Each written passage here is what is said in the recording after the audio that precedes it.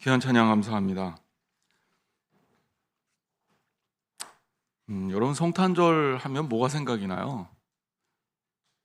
성탄절 하면 저는 아직도 기억나는 성탄절이 있는데 눈이 왔어요. 그리고 새벽설을 돌면서 자루에 어른들이 챙겨주신 성탄 선물을 잔뜩 싸갖고 밤새 돌아다니던 생각이 나요. 그때 그 성탄 선물 무거운데도 불구하고 이 자루에다가 쌀자루에다 이렇게 들고 다녔는데 그렇게 나눠서 잔뜩 들고 와서 교회에 이렇게 잔뜩 쌓아놓고 행복해했던, 물론 제가 다 먹을 것도 아니었는데 그 기억이 납니다. 우리가 성탄절을 준비하면서 선물 축제를 한번 해보자, 특히 우리 미래 세대를 위해서 성탄절 선물을 한번 준비해보자 라고 얘기를 해서 여러분들이 준비해 주신 선물들 이렇게 쌓아놨는데요, 제가 기대했던 것보다 좀 양이 부족한 것 같아요. 좀 저는 이렇게 발 디딜 틈이 없었으면 좋겠다 생각이 들었거든요. 아마 여러분들이 해 주실 건데 저를 좀 조바심 나게 하는 그런 느낌이 아닐까 싶어요. 원래 선물은 또 밀당이 핵심이니까.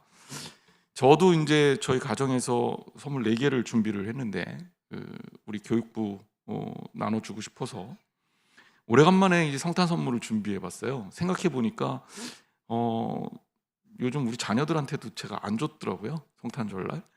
누군가에게 성탄 선물을 이렇게 준다는 게 굉장히 귀한 거구나. 그러면서 누가 받을까? 내가 이렇게 힌트를 드리자면, 저는 저기 물 건너오는 선물을 하나 준비했는데 해외 배송까지 시켜서 기한 내에 안 오면 어떡하지? 마음 졸이면서 다행히 금요일날 딱 도착했어요. 그래서 이 선물 누가 받을까? 이런 마음을 가지고 기대하면서 준비를 했습니다. 여러분도 많이 참여해 주셨으면 좋겠다 싶습니다. 선물은요, 주는 게 행복한 거예요. 이런 거 아니면 언제 우리 교회 학교 아이들한테 우리 어른들이 한번 준비를 해줘 보겠습니까? 교회 학교 예산으로 하는 것도 좋겠지만 직접 우리 어른들이 준비하고 또 포장하고 또 기대하면서 나눠주면 그것만큼 행복한 게 없는 것 같습니다. 오늘 설교 제목은 이런 느낌으로 가면서 뜨겁게 사랑하라 이겁니다. 우리 옆에 성도들과 함께 인사할게요. 너무 가까이 달려들지 마시고, 요즘 위험하니까 뜨겁게 사랑합시다 이렇게 인사하겠습니다. 뜨겁게 사랑합시다. 네. 가까이 가진 못해도 이 마스크를 쓴 두 눈, 요새 입 모양이 안 보여서요, 이 눈이 굉장히 중요하거든요. 이 눈에 이 뜨거운 사랑을 이글거리면서 인사하는 겁니다. 이따가도 이렇게 반갑게 인사해 주시기를 부탁을 드립니다.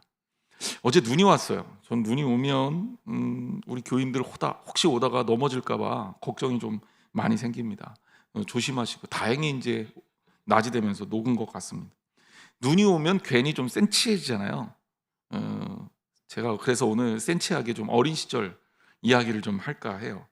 눈이 오면 생각나는 것, 제 경우는 연탄재 생각이 좀 났어요. 연탄재 벽에다 이렇게 어른들이 정성껏 쌓아놓으면 또 이렇게 가지런히 정리된 걸 못 보잖아요. 발로 차고 도망갔던 기억들요. 연탄재 이 발로 차면요, 타격감이 은근히 좋습니다. 연탄재는 게다가 땅에 떨어지면 뽀얀 연기가 나요. 그러니까 이건 마치 이제 폭탄처럼 그런 느낌이라 아이들끼리 던지면서 장난을 쳤던 기억이 있습니다. 그뿐 아니죠. 눈이 참 많이 오면 아이들이 눈사람을 만드는데, 눈사람을 쉽게 만드는 법이 있어요. 눈을 막 뭉쳐서 굴려서 크게 만들려면 이게 힘든데, 연탄재를 가운데다 딱 박아놓고 이걸 가지고 굴리면 금방 큰 눈사람이 이루어집니다. 무게감이 있기 때문에 눈이 엄청나게 잘 뭉쳐요. 눈만으로 굴렸던 그 눈사람이 연탄재를 통해서 이렇게 금방 굴렸던 기억도 납니다. 뿐만 아닙니다. 저희 동네는요, 저 어렸을 때 달동네 살았거든요. 달동네 그것도 꼭대기에 살았어요. 맨 꼭대기에. 얼마나 비탈이 졌는지 차가 못 올라와요. 눈이 오면 당연히 못 올라오고요. 그냥 멀쩡한 여름에도 웬만한 뭐 트럭, 오늘날 기준으로 사륜구동 이런 차들 아니면 거의 못 올라왔던 기억이 나요. 그만큼 비탈에 살고 있었는데 눈이 오면 신나죠. 왜냐하면 아이들은 집에서 다 나무로 만든 썰매를 갖고 와서 이 비탈에 썰매장을 만듭니다. 근데 이걸 누가 하냐면 어른들이 싫어하죠. 저희들은 열심히 썰매장을 만들어 놓으면 조금 타다 보면 어른들이 와갖고 얘들아 가라. 그러면서 그 미끄러지는 썰매장에 방해를 놓으시는데 그 방해의 주범이 연탄재입니다. 연탄재를 썰매장에다 이렇게 깨뜨려 버리면 그 연탄재가 미끄러지지 못하게 하는 작용을 해서 어른들이 통행하는 데 지장이 없게 만듭니다. 겨울이 지나고 봄이 되면 아버지는 연탄재를 깨뜨려서 흙이 부족한 땅에 이렇게 뿌렸어요. 연탄재로 밭을 만들고 그리고 산 밑에 조그마한 땅에서 콩도 심고 호박도 심고 그래서 수확을 해서 먹기도 했습니다. 연탄재 땅에서는요 다른 식물들 안 되는 게 많은데 콩하고 깻잎은 무척 잘 됐다라는 기억이 나요. 궁금하시면 한번 해보셔도 괜찮을 것 같습니다. 겨울에 눈에 비치는 세상에 가장 하찮은 것이 연탄재였고 그러다 보니 아이들의 또 손쉽게 구할 수 있는 장난감이기도 했습니다. 연탄재에 관해서 떠올리다 보니까 이 시가 생각이 났습니다. 안도현 씨의 시집에 실려 있는 거죠. 안도현 씨의 시집 여러 권이 있지만 외롭고 쓸쓸한이라는 시집이 있고 거기에 제일 앞에는 너에게 묻는다라는 시가 있습니다. 여기에 연탄재 관련한 시가 나와요. 연탄재 함부로 발로 차지 마라. 너는 누구에게 한 번이라도 따뜻한 사람이었는가? 저는 나이를 좀 먹고 대학에 가서야 이 시를 접했는데 이 시를 접하던 그 순간을 잊을 수가 없습니다. 왜냐하면 이 시를 보다가 어린 시절 연탄재에 얽힌 추억도 생각나고 그리고 이 연탄재에 이 얽힌 추억이 누구에게 한 번이라도 따뜻한 사람이었느냐라는 이 글을 읽으면서 주님 생각을 했기 때문입니다. 그 자신을 우리에게 주시려고 마치 까만 연탄처럼 아낌없이 태워서 모든 것을 쏟으시고 그리고 길거리에 그렇게 쓸쓸하게 버려지듯이 십자가에서 제자들과 군중들에게 버려주셨던 주님 생각을 하게 된 거죠. 어쩌면 연탄재뿐만이 아니라 성탄절을 맞아서 주님을 내가 그렇게 대하던 때가 있었다라는 생각을 해봅니다. 마치 길거리에 다 타버린 연탄재, 발로 차버리고 도망가던 그 연탄재. 성탄절이면 당연히 예수 그리스도가 주인이어야 되는데 우리들 머릿속에 성탄절 하면 많은 사람들이 그냥 1년 중에 연말에 즐길 수 있는 하나의 휴일, 메리 크리스마스 대신에 해피 할러데이 이렇게 인사하라고 미국에서는 그렇게 법으로 지정되기도 했던 그 휴일, 예수님 대신에 산타크로스가 판을 치고 멀쩡한 루돌프 사슴코가 성탄 장식으로 돌아다니고 백화점에 캐롤이 울려 퍼지고 화려하게 장식은 돼 있지만 왠지 거기에는 우리를 위해 십자가에 달려 돌아가신 예수님의 이야기가 빠져 있는 그런 성탄절 말입니다. 어쩌면 오늘날 마땅히 예수님의 생일이라 예수님이 주인이 되어야 할 성탄절에 우리들이 사는 이 세상에 예수님은 쓸쓸한 연탄재처럼 버려지고 있는 것이 아닌가 생각이 되었기 때문입니다. 여러분의 마음속에 성탄절의 주인은 누구십니까? 여러분은 어떤 마음으로 이 성탄절을 맞이할 수 있습니까? 어쩌면 주님 마음이 많이 아프실지도 모르겠다 생각이 들었습니다. 우리를 위해서 죽기까지 하셨는데 과연 그 예수님의 죽으심의 그 가치 있는 삶을 여러분들이 살아가고 있습니까? 그러면서 우리 교인들과 함께 나눈 오늘의 메시지를 여러분들에게 전달하고 싶어졌어요. 성탄절을 보내면서 우리는 어떻게 이 성탄을 맞고 준비해야 될 것인가? 오늘 말씀을 통해서 같이 생각해 보기를 주님의 이름으로 축원합니다. 먼저 첫 번째, 우리가 어린 양의 피로 구원받았다라는 사실을 깨달아야 된다라는 겁니다. 깨닫는다라는 거 굉장히 중요한 거예요. 왜냐하면 우리가 깨닫지 못하면, 머리로 깨닫지 못하면 행동으로 이어갈 수가 없습니다. 기독교는 체험의 종교예요. 맞아요. 무엇인가 체험하는 거 중요해요. 하지만 체험이 우리의 삶의 깨달음으로 연결되지 않으면 그 체험은 별로 의미가 없어요. 별로 의미가 없어요. 신앙이라면 마음에 이 깨닫는 마음이 평생에 간직되어져야 합니다. 그것은 바로 우리를 구원해 주신 분이 주님이시라는 고백입니다. 그래서 오늘 본문 베드로전서 1장 18절에서 19절 말씀을 보면요, 너희가 알거니와 너희 조상이 물려준 헛된 행실에서 대속함을 받은 것은 은이나 금같이 없어질 것으로 된 것이 아니요 오직 흠 없고 점 없는 어린 양 같은 그리스도의 보배로운 피로 된 것이니라라고 말하고 있습니다. 베드로는요, 대속의 기준을 헛된 행실이 아니라 금이나 은 같은 물질적 풍요도 아니고 오직 흠 없고 점 없는 어린 양 같은 그리스도의 보배 피로 된 것이다 라고 말합니다. 여기에 대속함을 받은 것이라는 뜻의 헬라어 원어를 보면 엘리트로테데라는 단어입니다. 이 단어가 중요한 건 아닌데 이 단어의 용법이 중요한 거죠. 언제 어떤 의미를 가지고 이 단어가 쓰였냐? 두 가지 의미인데요. 첫째는 어떤 것에 대해서 돈을 지불하고 살 때 이때 이 대속이라는 표현을 썼고요. 둘째는 어떤 일을 속박해서 구속된 사람의 그 속박을 해방시킬 때 이 단어를 썼습니다. 그러니까 그 당시 예수님 당시에 그 시대는 고대 로마 제국이었고요.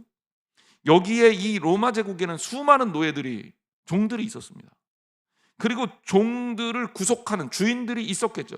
이때 이 종들을 해방시키려면 거기에 합당한 대가를 지불했어야 했고 바로 그 지불을 하고 해방시키는 것이 이 대속하다라는 것의 의미인 겁니다. 이 얘기는 어떤 의미를 우리에게 전달하냐면 대가가 바로 구속하는 가치를 정해준다는 거예요. 예를 들어 봅시다. 어떤 귀족에게 너무너무 귀한 종이 있었어. 이 종은 너무 아까워. 그럼 이 종을 누군가 내가 이 종을 좀 데려가고 싶다. 그럴 때 이 종의 가치를 대가로 매기겠죠. 무엇을 해주면 내가 이 종을 해방시켜 줄게 라고 제시한다는 거죠. 그럴 때 그 지불하는 대가가 이 종의 가치가 되는 겁니다. 그런 면에서 이 구속이라는 단어는 무척 중요한, 대속이라는 단어는 무척 중요한 단어입니다. 신앙적으로. 왜냐하면 예수님이 우리를 대속시키기 위해서 지불한 가치가 뭐냐? 이걸 따지는 거예요.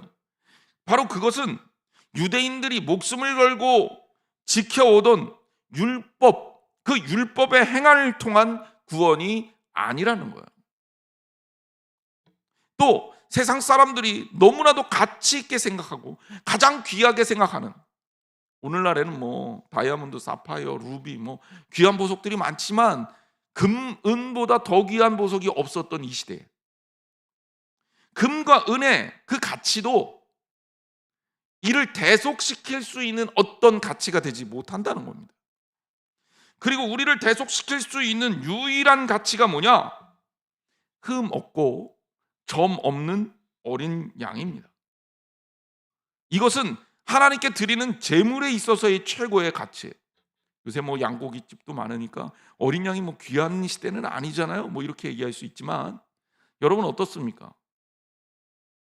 흠 없는 어린 양, 점 없는 어린 양이 있을까요? 저는요, 사람이 태어나면 굉장히 완전하게 태어날 줄 알았어요. 그런데 생각보다 사람은 별로 완전하지 못하거든요. 사람은요, 태어날 때 저희 뭐 첫째 때는 제가 아이를 출산할 때 옆에 가 있지를 못했습니다. 그래서 지금까지도 죄인으로 살고 있는데 3일이 지난 다음에 나타나서 뭐 하느냐 그랬냐고요. 제가 아내가 토요일 날 출산을 했어요. 저는 목사기 때문에 설교 준비도 해야 되고 주일 준비도 해야 되니 알아서 잘 나시고 제가 주일 잘 보내고 그다음에 10시 반에 집에서 출발하고요. 그 다음 날 새벽 2시에 도착합니다. 그리고 목사로서는 얼마나 훌륭한 결단을 한 겁니까? 남편으로서는 빵점짜리 결단을 한 거죠. 저희 아내는 워낙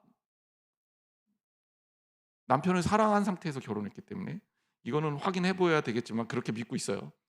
제가 그렇게 주일을 보낸 거에 대해서는 불만이 없었어요. 근데 문제는 제가 아내를 만나러 갈 때 빈손으로 갔다는 데 문제가 있습니다.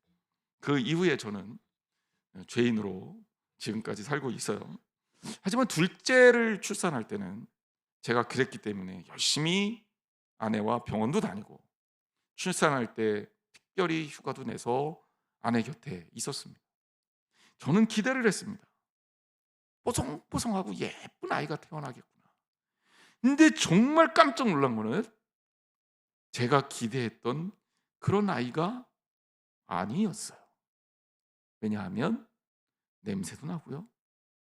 생각보다 나를 닮아서 그랬는지 저희 애한테 나 닮았다 그러면 우는데, 예.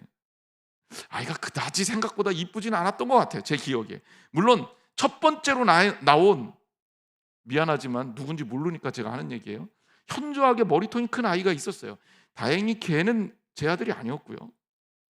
두 번째로 나온 아이가 우리 아들이었는데 생각보다 그렇게 제가 기대하던 뽀송뽀송하고 얼굴 하얗고 그런 아이는 아니었던 것으로 기억이 나요. 아, 사람이 태어날 때 완전하게 태어나는 게 아니구나. 여러분 어떻습니까? 과연 우리 인간이 흠 없고 점이 없을까요? 아니, 동물은 어떨까요? 태어날 때 대단히 아름다워 보이고 대단히 완성도가 높아 보여도 흠이 없는 게 가능할까요? 성경은 말합니다. 흠 없고 점 없는 존재는 없어요. 그런 양도 없고요.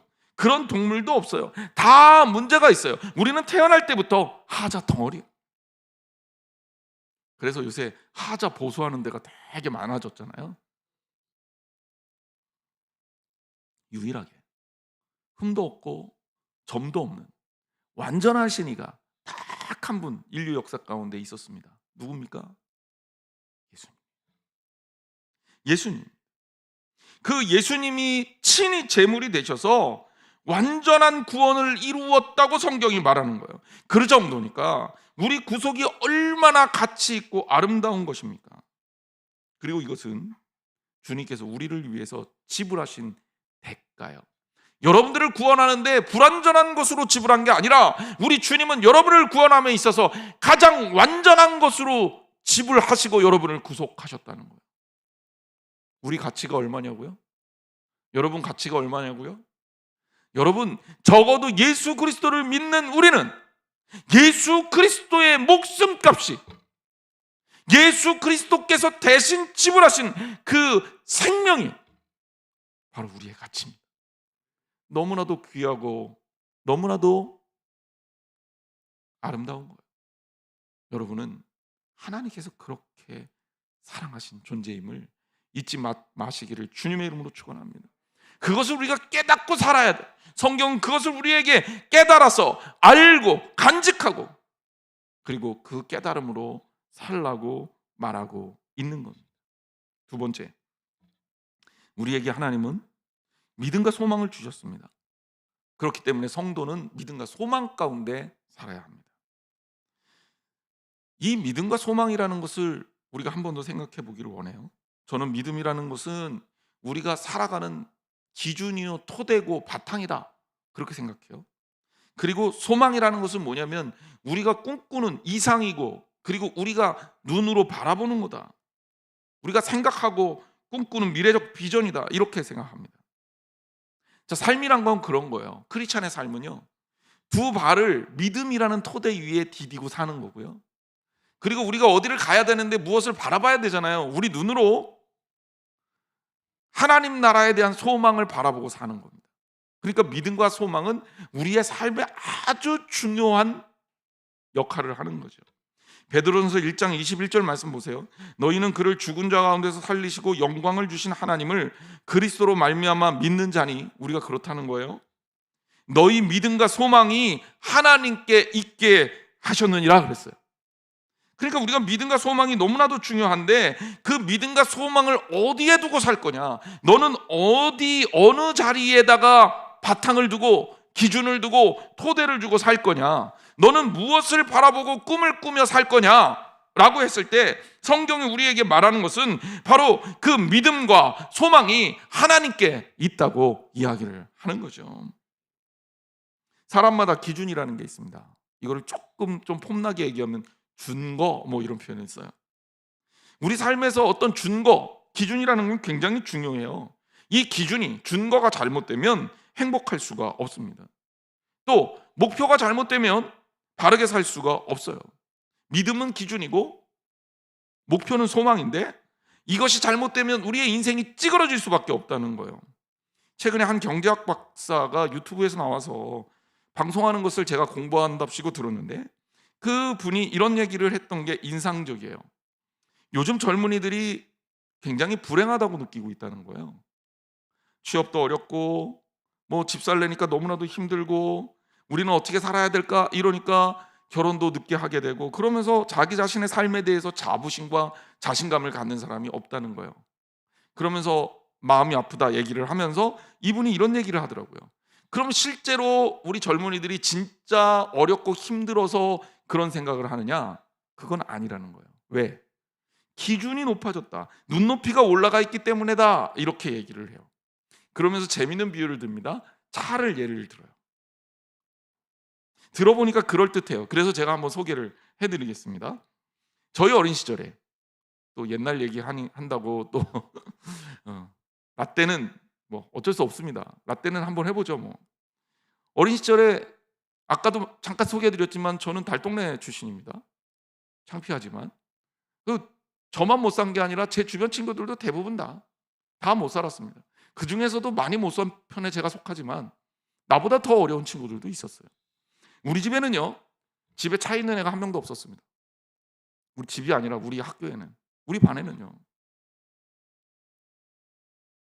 여러분은 어떻습니까? 비슷하지 않나요? 그때 아직도 기억이 나요. 시골에 가면 아주 먼 친척 아저씨가 포니를 끌고 오는데 그 포니에 아이들이 다 달라붙어 있었어요. 너무 신기하니까. 생각해 보십시오. 차를 가지고 있다는 것은 거의 꿈이었어요. 그래서 나이를 먹어가면서 취업이 되고 생계가 어느 정도 안정이 되기 시작하면 차를 삽니다. 어떤 차를 샀습니까? 여러분의 첫 차. 어떤 차였어요? 저는 아벨라. 예. 어떤 분은 프라이드, 어떤 분은 티코. 그런 거였어요.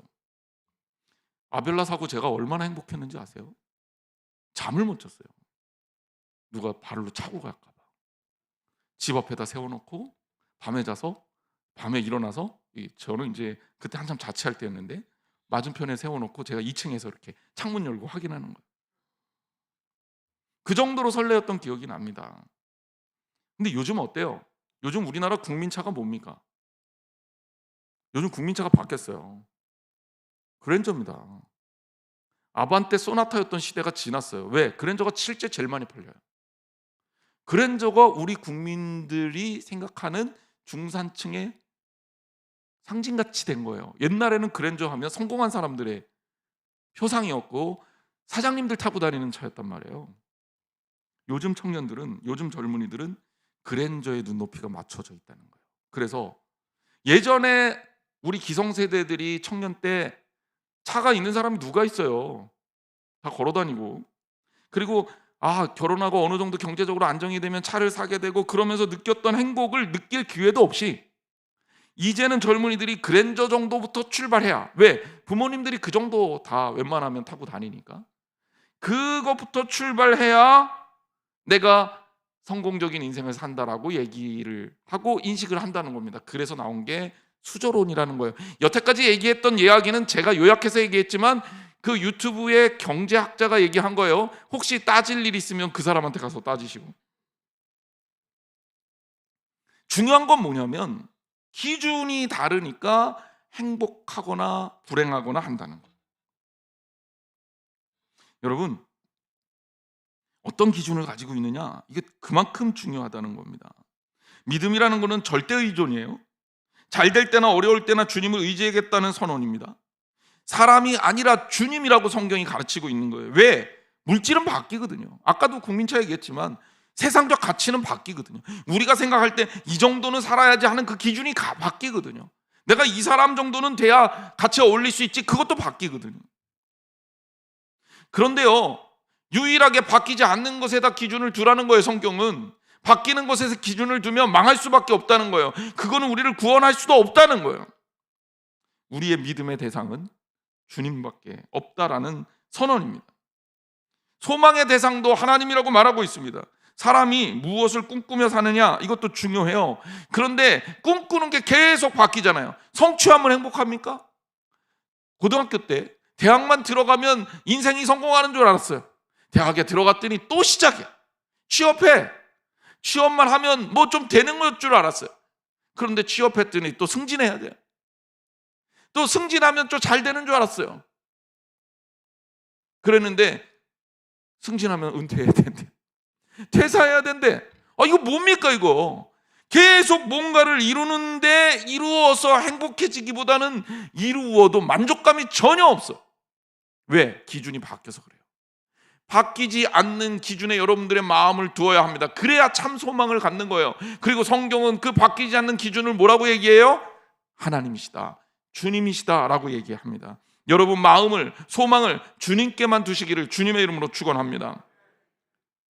세 번째, 믿음을 가진 사람이 살아가야 하는 세 번째 아주 중요한 핵심적인 과제, 그것은 뭐냐면 사랑입니다. 뜨겁게 사랑하라는 겁니다. 본문 22절 말씀을 우리가 좀 살펴봐야 됩니다. 22절 말씀을 보면 너희가 진리를 순종함으로 너희 영혼을 깨끗하게 하여 거짓이 없이 형제를 사랑하기에 이르렀으니 마음으로 뜨겁게 서로 사랑하라 이렇게 되어 있습니다. 자, 그럼 우리는 가끔 읽어도 모르겠으면 뒤에서부터 이렇게 거꾸로 해석하면 좀 쉬워요. 자, 마음으로 뜨겁게 사랑하라. 이건 이제 결론이니까 그래, 뜨겁게 사랑해야 되겠다. 그 다음 앞에 형제를 사랑하기에 이르렀어요. 그것도 거짓 없이 형제를 사랑하기에 이르렀어요. 형제를 사랑하기에 이르렀구나. 그럼 어떻게 해서 사랑할 수 있게 되었을까? 거꾸로 올라갑니다. 성경이 뭐라고 얘기하냐? 너희 영혼이 깨끗하게 돼서 거짓 없이 형제를 사랑할 수 있게 됐다고 말합니다. 그래, 우리 영혼이 깨끗하게 됐어. 그럼 영혼이 어떻게 깨끗하게 됐느냐? 진리를 순종함으로 그렇게 됐다. 자, 다시 얘기하자면 진리를 순종했더니 영혼이 깨끗하게 됐고, 영혼이 깨끗하게 됐더니 거짓 없이 형제를 사랑하게 됐습니다. 지금 사랑하게 됐는데 거기서 한 단계 더 나가서 더욱 뜨겁게 사랑하라는 거죠. 즉 이 말은 뭐냐면 복음을 통해서 진리를 만나고 진리에 순종하게 될 때 우리는 사랑할 수 있다는 얘기예요. 역으로 얘기하면 우리가 그리스도를 마음에 품지 않고 그리스도의 뜻에 순종하지 않고 사랑할 수 있다 없다? 없다라는 선언입니다. 진짜 사랑은 예수 그리스도 아니면 어렵다라는 거예요. 왜? 우리가 왜 사랑에 실패하냐면 내가 하려고 그래서 그래요. 내 감정, 내 의지. 근데 문제는 뭐예요? 사랑은 움직이는 거야. 이것도 제가 한 얘기 아닙니다. 모 CF에서 나온 얘기예요.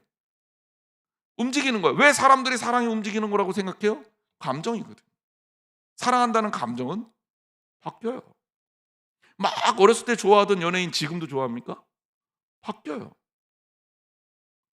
제가 사람 마음이 얼마나 간사한지 청년 사역을 하면서 알았는데요. 청년들 가장 커다란 이슈가 뭐냐면 신앙적으로 잘 이끌어주는 것도 좋지만 50% 가까이는 이 연애를 잘 다뤄줘야 돼요. 그래서 제가 연애에 거의 그 책을 쓸 정도의 수준까지 이르렀었습니다. 언젠가 한번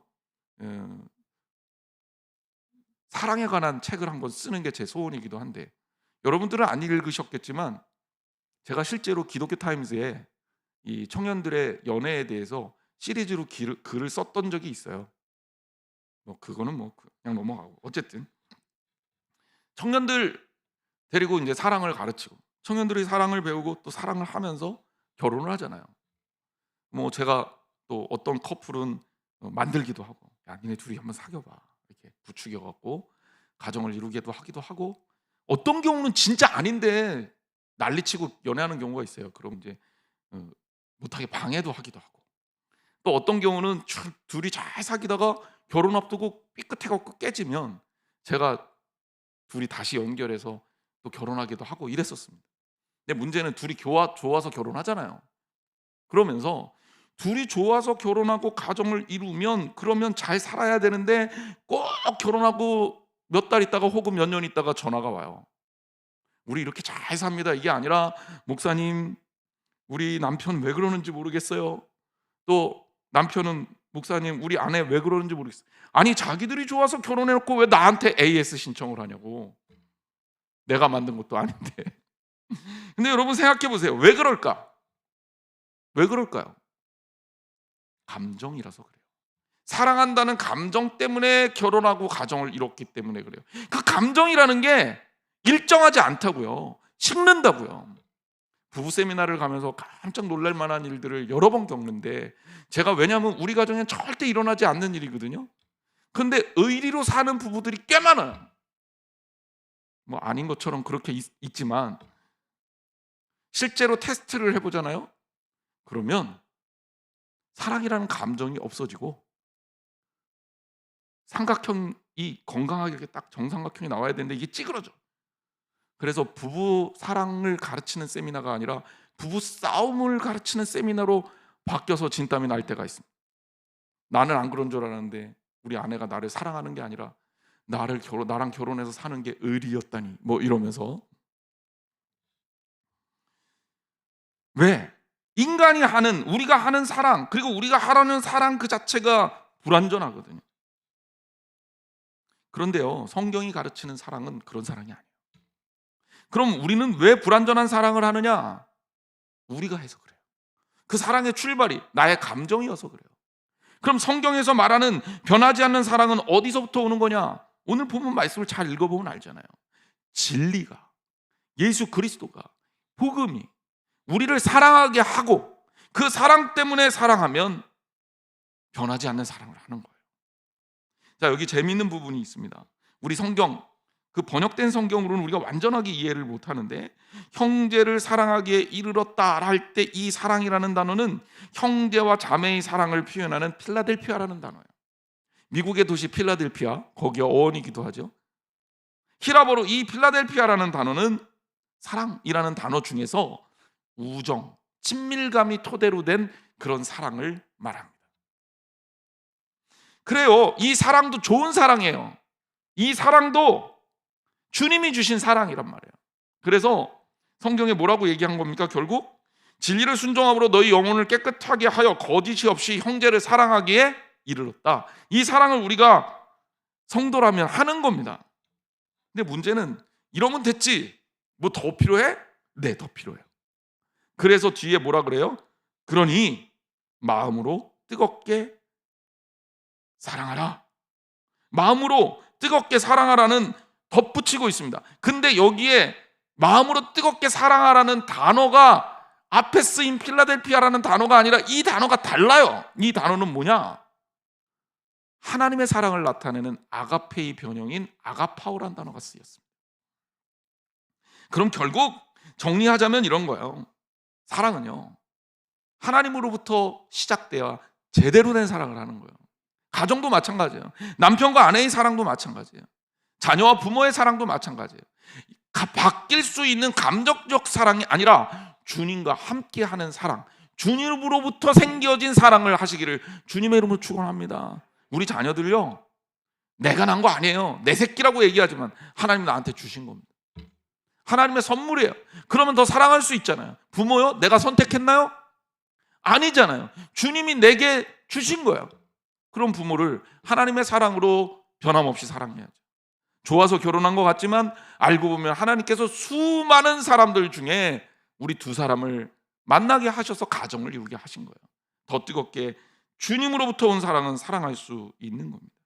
사랑은요, 바로 그렇게 사람들 사랑으로 귀가 되지만 결론 지어지지만 이걸로 끝나는 게 아니라 더 성장해야 돼요. 그 성장하는 사랑은 뭐예요? 하나님께서 우리를 사랑하듯 사랑하는 거예요. 그래야 원수도 사랑하고, 나를 사랑하지 않는 사람도 사랑하고, 내가 사랑할 수 없는 사람도 사랑하는 겁니다. 그래야 계산해 갖고 내가 너한테 이렇게 해줬는데 너 나한테 이렇게 해줘야지, 이거는 엄밀하게 얘기하면 사랑이 아니에요. 그거는 감정의 교환이라고 하는 거예요. 교환하는 건 사랑 아니에요. 계산하는 건 사랑 아니에요. 사랑은 주는 겁니다. 그리고 무엇보다 가슴 뜨거운 사랑이에요. 가슴이 뜨거워지는 거죠. 너무 좋으면 가슴이 뜨거워지는 겁니다. 그런 사랑을 하라는 겁니다. 사랑하는 성도 여러분, 우리가 추구해야 될 사랑이 뭡니까? 선물요? 목사님, 저는 성탄절날 받지도 못하고 주기만 하네요.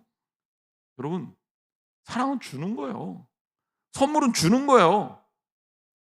그리고 내가 줬다는 것이 받는 것보다 더 기쁜 거예요. 여러분, 이번 성탄절에 더욱 뜨겁게 사랑하시기를 주님의 이름으로 축원합니다. 오늘 안도현 시인 너에게 묻는다, 이 시를 읽어드리고 설교를 시작을 했는데, 마무리도 안도현 시인의 또 다른 연탄에 관한 시를 소개할까 합니다. 연탄 한 장이라는 시입니다.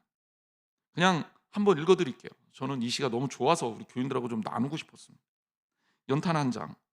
또 다른 말도 많고 많지만 삶이란 나 아닌 그 누구에게 기꺼이 연탄 한 장 되는 것. 방구들 선뜩선뜩해지는 날부터 이듬해 봄까지 조선 팔도 거리에서 제일 아름다운 것은 연탄차가 부릉부릉 힘쓰며 언덕길을 오르는 거라네. 해야 할 일이 무엇인가를 앓고 있다는 듯이 연탄은 제 몸에 일단 불이 옮겨 붙었다 하면 하염없이 뜨거워지는 것. 매일 따스한 밥과 국물 퍼먹으면서도 몰랐네. 온몸으로 사랑하고 나면 한 덩이 채로 쓸쓸하게 남는 게 두려워 여태껏 나는 그 누구에게 연탄 한 장도 되지 못하였네. 생각하면 삶이란 나를 산산이 으깨는 일. 눈 내려 세상이 미끄러운 어느 이른 아침에 나 아닌 그 누가 마음 놓고 걸어갈 그 길을 만들 줄도 몰랐었네. 나는.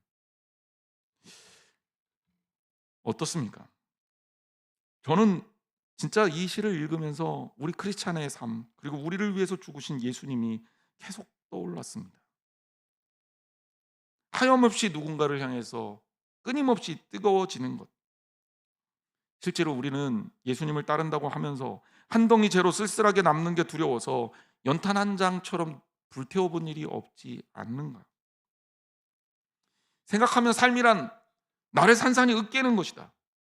그리고 으깨어져서 누군가를 위해서 걸어갈 길을 만드는 것이다. 여러분은 어떻습니까? 주님이 우리에게 그렇게 하시지 않았습니까? 하찮은 연탄재, 별 볼 일 없는 연탄재지만 얘는 그의 겨울을 많은 사람들을 살렸어요. 연탄이 없었으면 추워 죽을 사람들도 예전에는 많았겠죠. 지금도 어려운 사람들은 연탄에 의지해서 겨울을 납니다. 사랑하는 성도 여러분, 주님이 우리를 향해서 뜨겁게 불타오르는 사랑을 주셨습니다. 여러분은요? 우리는요? 그렇게 하고 있습니까? 그렇게 할 준비가 되어 있습니까?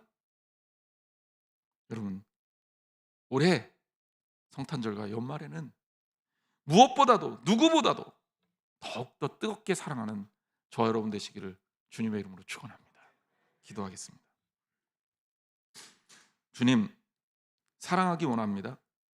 더욱더 뜨겁게 사랑하기 원합니다.